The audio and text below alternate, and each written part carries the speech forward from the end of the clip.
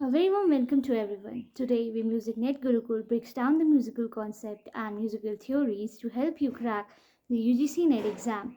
So, let's begin this musical journey together towards success and scholarship. Today's topic is Tal. संगीत रत्नाकर के अनुसार तालस्य प्रतिष्ठयामीति धातुधर्मी स्मृता गीतम वाद्यम तथा नृत्यम तस्य ताले प्रतिष्ठितम अर्थात तिष्ठा अर्थ वाली धातुओं में धातु प्रत्यय का संयोग से ताल शब्द निर्मित होता है। गीत, वाद्य, नृत्य इनमें प्रतिष्ठित है, इस कारण यह ताल कहा जाता है। संस्कृत के तांडव पुरुष नृत्य से ता व लास्य स्त्री नृत्य से ला वर्णों के संयोग से ताल शब्द बना।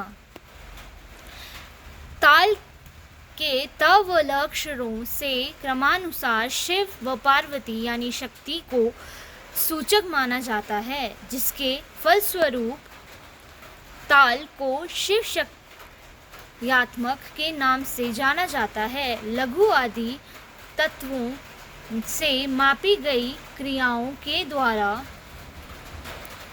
गीत आदि के धारण करते हुए समय रूप से नापने वाले काल को ताल कहते हैं।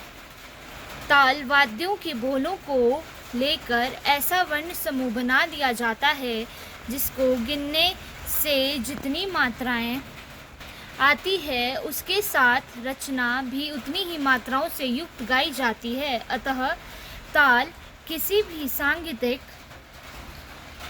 रचना को आधार प्रदान करके सुव्यवस्थित रूप से प्रदान करती है। लय संगीत को में समान गति या समान चाल को लय कहते हैं। संगीत के साधारण 3 प्रकार होते हैं।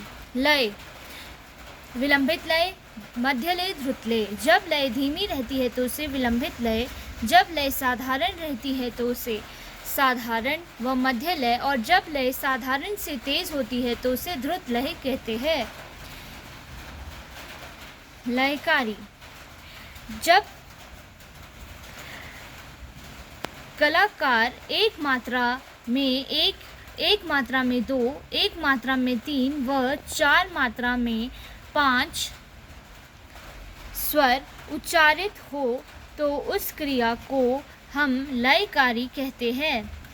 लयकारी का नाम एक मात्रा में गाई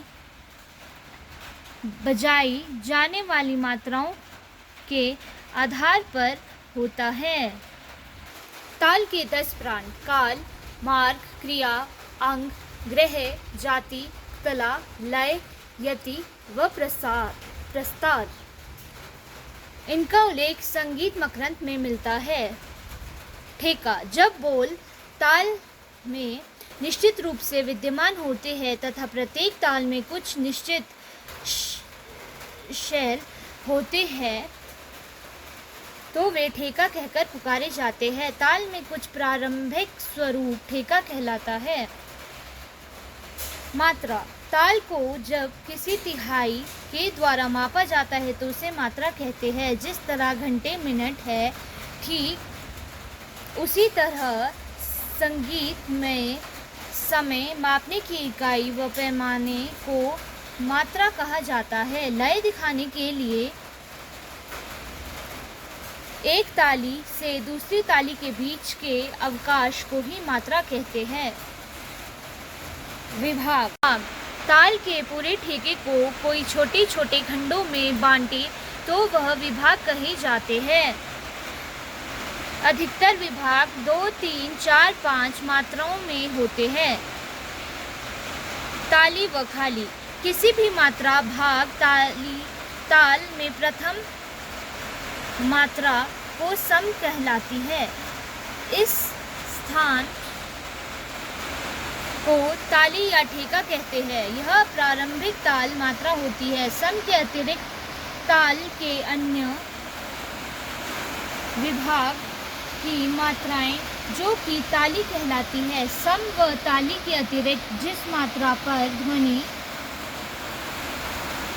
ना उत्पन्न करके केवल हाथ से हिलाया जाता है वह खाली कहलाती है। जातियाँ। तिस्न 3 मात्रा लघु की होती है। चतुस्न 4 मात्रा लघु की होती है। खंड 5 मात्राएं लघु की होती है। मिश्न 7 मात्राएं लघु की होती है। संकीर्ण 9 मात्राएं लघु की हो जाती है। बोल। तबले या मृदंग ताल वाद्यों पर जो वर्ण या अक्षर बजाए जाए वह बोल कहलाते हैं। इन बोलों में किसी ताल का स्वरूप स्पष्ट हो जाता है। बोलों का निर्माण वादकों की कल्पना से ही हुआ, जैसे धा ता धिन।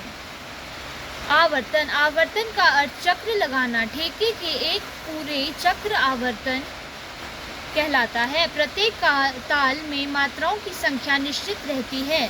जब एक बार पूरी बजाई जाती है तब उसे आवर्तन पूरा होता है। ताल को सम से सम तक बजाना ही आवर्तन कहलाता है। गत। ताल की क्रमात्मक बंदिश को गत कहते हैं। यह बंदिश ताल के बोलों तथा वजन के अनुसार होती है। इसमें ठेके के समान ही खाली और भरी स्पष्ट दिखाई जा सकती है। तबला के एकल सोलो वादन के आरंभ में प्राय गत से किया जाता है। कायदा। यह किसी ठेके पर आधारित रचना होती है। ठेके के बोलों को उलट पुलट कर बजाना जाती है। कायदा कभी 1, 2 या 3 आवर्तनों का होता है। इसमें ताल का स्वरूप कायम रहता है। ताल के बोलों पर पहले कायदा बजाया जाता है, फिर उस पर उलट पुलट की जाती है, जैसे धा धा तिरकिट, धा धा तूना, ता ता तिरकिट, धा धा तूना। पलटा। तबले के बोलों या वर्णों को उलट पुलट करने की विधि को पलटा कहते हैं।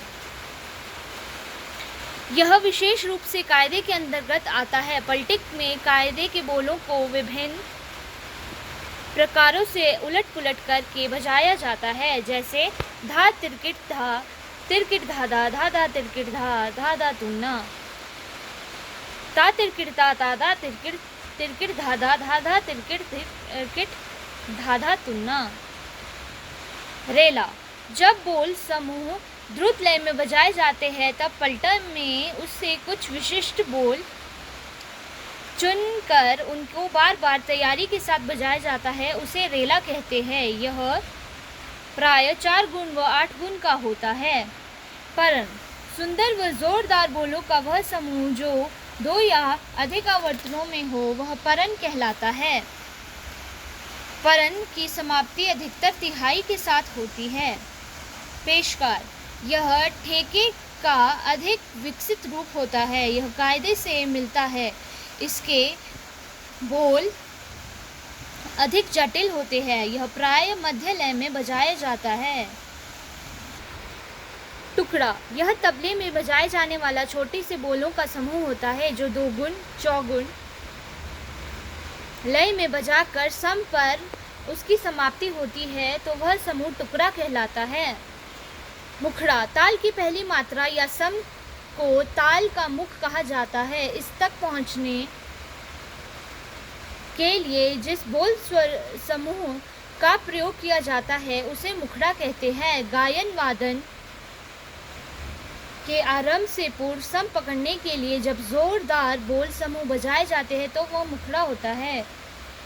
उठान। गायन वादन का प्रारंभ में सम तक पहुंचने के लिए जब बोल समूह बजाए जाते हैं तो उसे उठान कहते हैं। इसे टुकड़ा भी कहते हैं। लग्गी।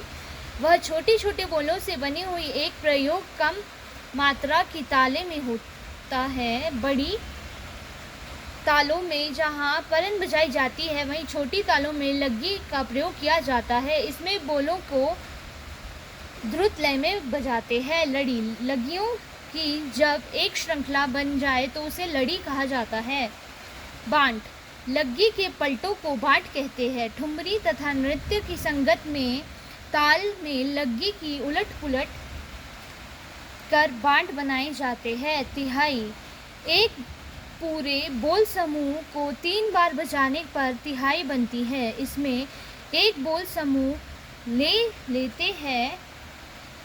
इस समूह को 3 बार बजाकर सम पर आते हैं। Hope you like today's session. Stay tuned and subscribe to the channel.